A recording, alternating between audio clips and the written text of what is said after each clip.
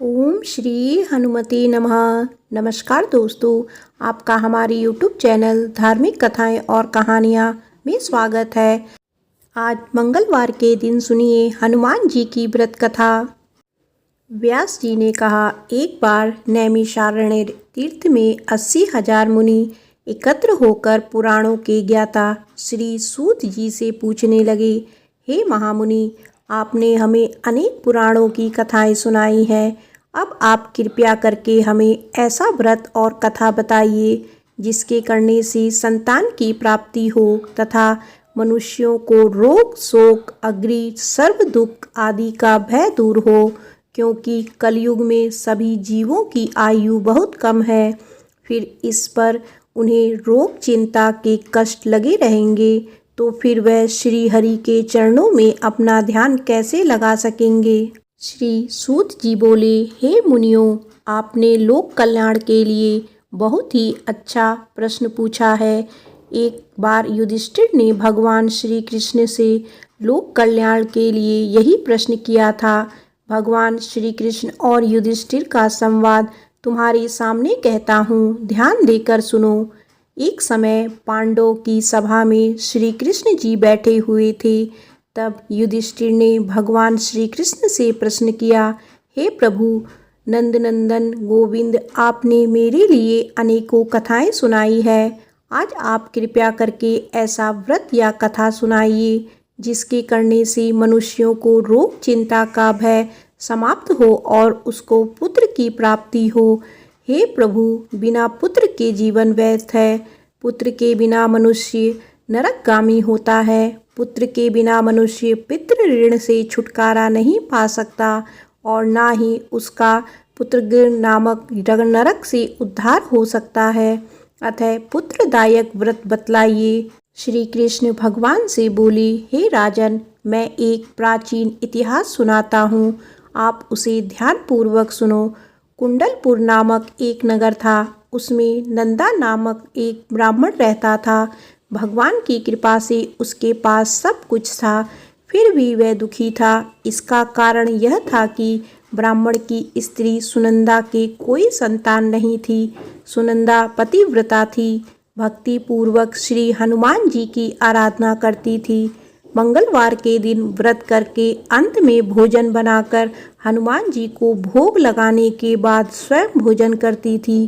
एक बार मंगलवार के दिन ब्राह्मणी गृह कार्य की अधिकता के कारण हनुमान जी को भोग ना लगा सकी, तो इस पर उसे बहुत दुख हुआ। उसने कुछ भी नहीं खाया और अपने मन में प्रण किया कि अब तो अगले मंगलवार को ही हनुमान जी को भोग लगाकर अन्न जल ग्रहण करूंगी। ब्राह्मणी सुनंदा प्रतिदिन भोजन बनाती, श्रद्धापूर्वक पति को खिलाती, परंतु स्वयं भोजन नहीं करती और मन ही मन श्री हनुमान जी की आराधना करती रहती। इसी प्रकार 6 दिन गुजर गए और ब्राह्मणी सुनंदा अपने निश्चय के अनुसार भूखी प्यासी निराहार रही। अगले मंगलवार को ब्राह्मणी सुनंदा प्रातःकाल ही बेहोश होकर गिर पड़ी। ब्राह्मणी सुनंदा की इस असीम भक्ति के प्रभाव से श्री हनुमान जी बहुत प्रसन्न हुए और प्रकट होकर बोले, सुनंदा, मैं तेरी भक्ति से बहुत प्रसन्न हूँ, तो उठ और वर मांग। सुनंदा अपने आराध्य देव श्री हनुमान जी को देखकर आनंद की अधिकता से विह्वल हो श्री हनुमान जी के चरणों में गिरकर बोली, हे प्रभु, मेरी कोई संतान नहीं है, कृपया करके मुझे संतान प्राप्ति का आशीर्वाद दे, आपकी अति कृपा होगी। श्री महावीर जी बोले, तेरी इच्छा पूर्ण होगी, तेरी एक कन्या पैदा होगी, उसके अष्टांग प्रतिदिन सोना दिया करेंगे। इस प्रकार कहकर श्री महावीर जी अंतर्ध्यान हो गए। ब्राह्मणी सुनंदा बहुत हर्षित हुई और सभी समाचार अपने पति से कहा। ब्राह्मण देव कन्या का वरदान सुनकर कुछ दुखी हुए, परंतु सोना मिलने की बात सुनी तो बहुत प्रसन्न हुए। विचार किया कि ऐसी कन्या के साथ मेरी निर्धनता भी समाप्त हो जाएगी।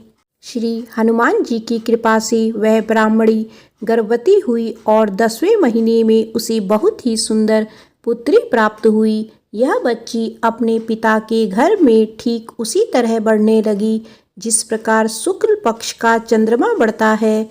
10वें दिन ब्राह्मण ने उस बालिका का नामकरण संस्कार कराया। उसके कुल पुरोहित ने उस बालिका का नाम रत्नावली रखा, क्योंकि यह कन्या सोना प्रदान किया करती थी।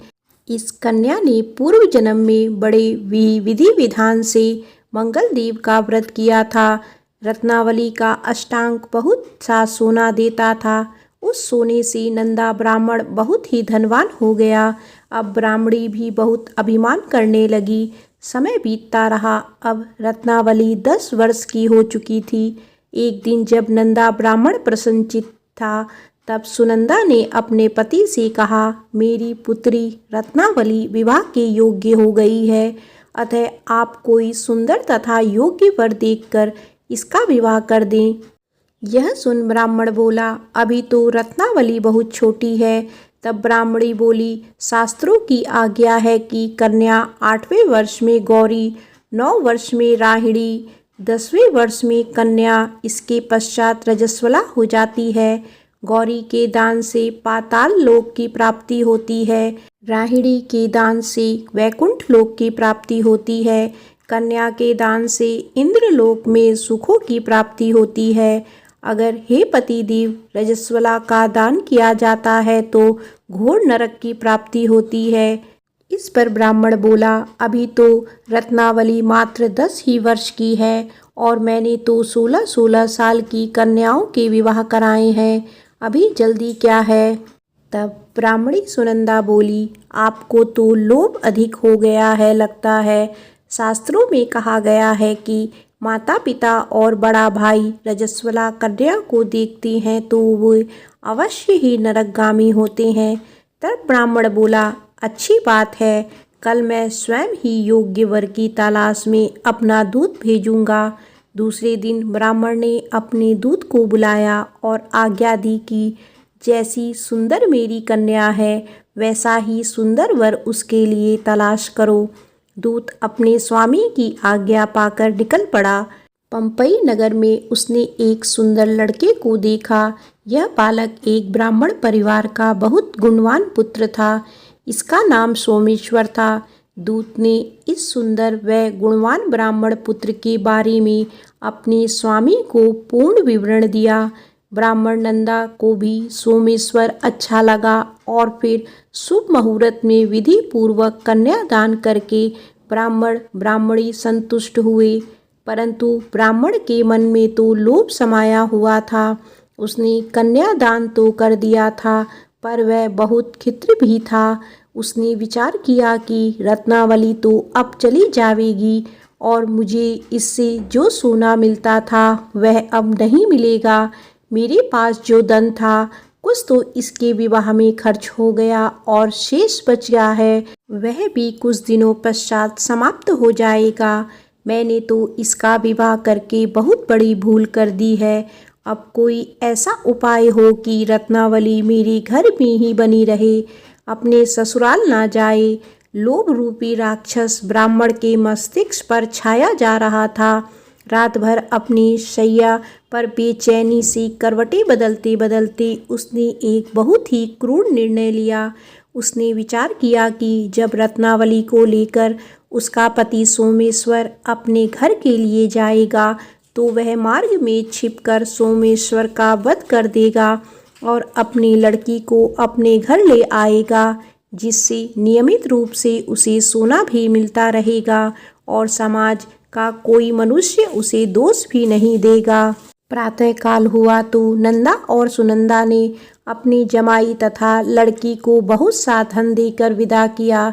सोमेश्वर अपनी पत्नी रत्नावली को लेकर ससुराल से अपने घर की तरफ चल दिया।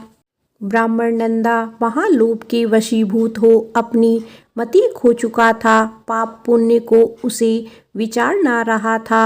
अपने भयानक व क्रूर निर्णय को कार्य रूप देने के लिए उसने अपने दूत को मार्ग में अपनी जमाई का वध करने के लिए भेज दिया था, ताकि रत्नावली से प्राप्त होने वाला सोना उसे हमेशा मिलता रहे।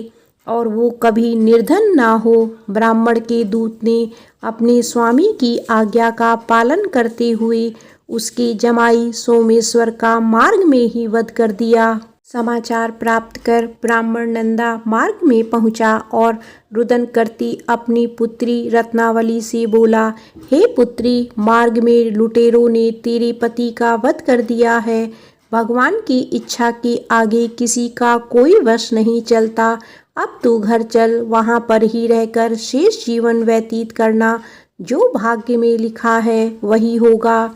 अपने पति की अकाल मृत्यु से रत्नावली बहुत दुखी हुई। करुणा क्रंदन व रुदन करते हुए अपने पिता से बोली, हे पिताजी, इस संसार में जिस स्त्री का पति नहीं है उसका जीना व्यर्थ है।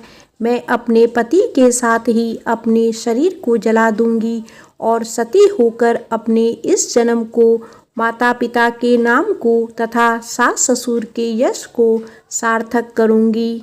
ब्राह्मण नंदा अपनी पुत्री रत्नावली के वचनों को सुनकर बहुत दुखी हुआ।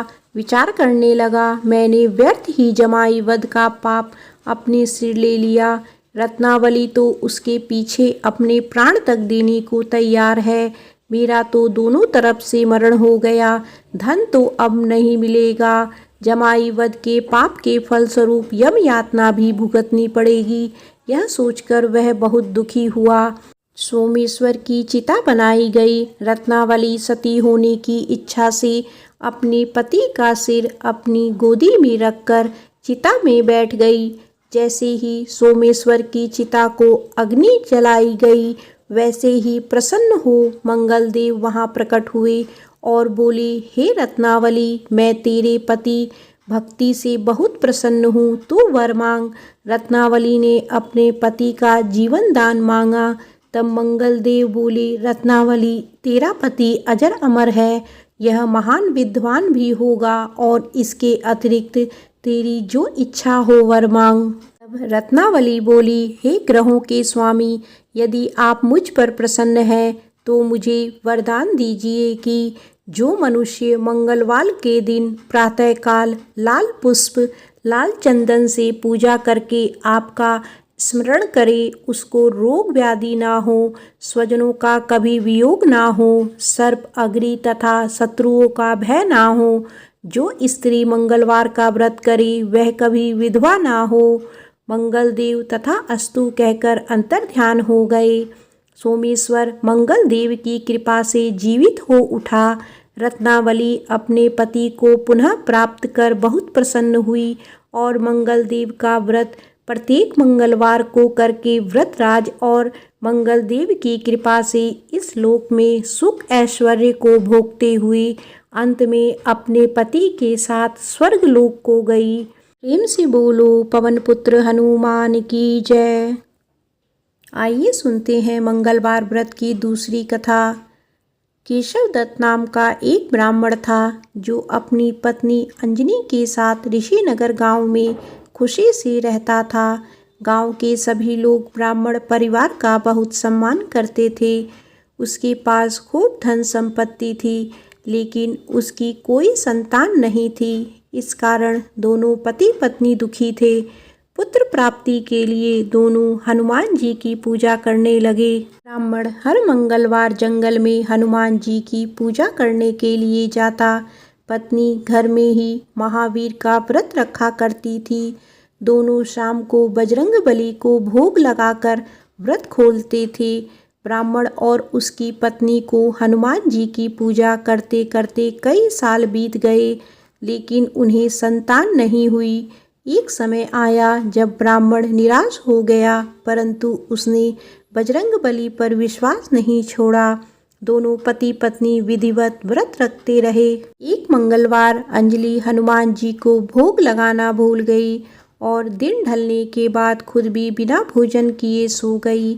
उस दिन ब्राह्मण की पत्नी ने प्रण लिया कि वो अब अगले मंगलवार को भोग लगाने के बाद ही अन्न का दाना खाएगी। बिना कुछ खाए पिए किसी तरह से 6 दिन निकल गए। मंगलवार का दिन आया और कमजोरी के चलते वे बेहोश हो गई। हनुमान जी अंजलि की निष्ठा देखकर प्रसन्न हो गए। बेहोशी में ही ब्राह्मणी को हनुमान जी ने दर्शन दिए और कहा, पुत्री उठो, तुम हर मंगलवार पूरी निष्ठा के साथ मेरा व्रत करती हो। मैं तुम्हारी भक्ति से बहुत प्रसन्न हूँ। इस बात से खुश होकर मैं तुम्हारी मनोकामना पूरी करने का वरदान देता हूँ। तुम्हें पुत्र की प्राप्ति होगी जो तुम्हारा खूब ध्यान रखेगा। इतना कहकर बजरंगबली वहां से अंतर्ध्यान हो गए। तभी अंजलि उठी और भोजन तैयार करके उसने सबसे पहले हनुमान जी को भोग लगाया। इसके बाद खुद भी भोजन किया। केशव दत्त घर लौटा तो ब्राह्मणी ने उसे पूरी बात बताई। पुत्र वरदान की बात सुनकर ब्राह्मण को यकीन नहीं हुआ और वह अपनी पत्नी पर शक करने लगा। उसने अपनी पत्नी से बोला, तुम झूठ बोल रही हो, तुमने मेरे साथ धोखा किया है। कुछ समय बाद ब्राह्मण के घर एक सुंदर पुत्र का जन्म हुआ। दोनों ने उसका नाम हनुमान जी के नाम पर मंगल प्रसाद रखा। ब्राह्मण को हमेशा यही लगता था कि उसकी पत्नी उसे झूठी कहानी सुनाई है और उसके साथ छल किया है। यह सोचकर वह बच्चे को मारने की साजिश करने लगा। एक दिन मौका देखकर ब्राह्मण कुएं पर नहाते जाते समय बच्चे को अपने साथ ले गया। वहां उसने बच्चे को कुएं में फेंक दिया। ब्राह्मण के घर लौटने पर पत्नी ने उससे पूछा, मंगल कहाँ रह गया? वो भी तो आपके साथ गया था। पत्नी के सवाल सुनकर ब्राह्मण पहले थोड़ा घबराया और फिर बोला कि मंगल उसके साथ नहीं था। तभी पीछे से मंगल मुस्कुराते हुए सामने आया। यह देखकर ब्राह्मण दंग रह गया। केशव दत्त को रात को यह सोचकर नींद नहीं आई कि मंगलदास कैसे घर वापस आया। उसी रात बजरंगबली ने ब्राह्मण को सपने में दर्शन दिए। हनुमान जी ने कहा, मेरा प्रिय पुत्र, यह तुम दोनों का ही बेटा है। मैंने तुम्हारी और तुम्हारी पत्नी की भक्ति से खुश होकर तुम्हारी मनोकामना को पूरा किया था। अपने पुत्र मंगलदास को अपना लो और अपनी पवित्र स्त्री पर शक करना छोड़ दो। सुबह उठकर ब्राह्मण ने सबसे पहले अपने बेटे को गले लगाया, फिर अपनी पत्नी से माफ़ी मांगी। उसके बाद ब्राह्मण ने अपनी पत्नी को बताया कि वह किस तरह उस पर शक किया करता था और मंगलदास को अपना पुत्र नहीं मानता था। ब्राह्मण की पत्नी ने उसे माफ़ कर दिया और तीनों खुशी खुशी एक साथ रहने लगे। प्रेम से बोलो बजरंगबली की जय।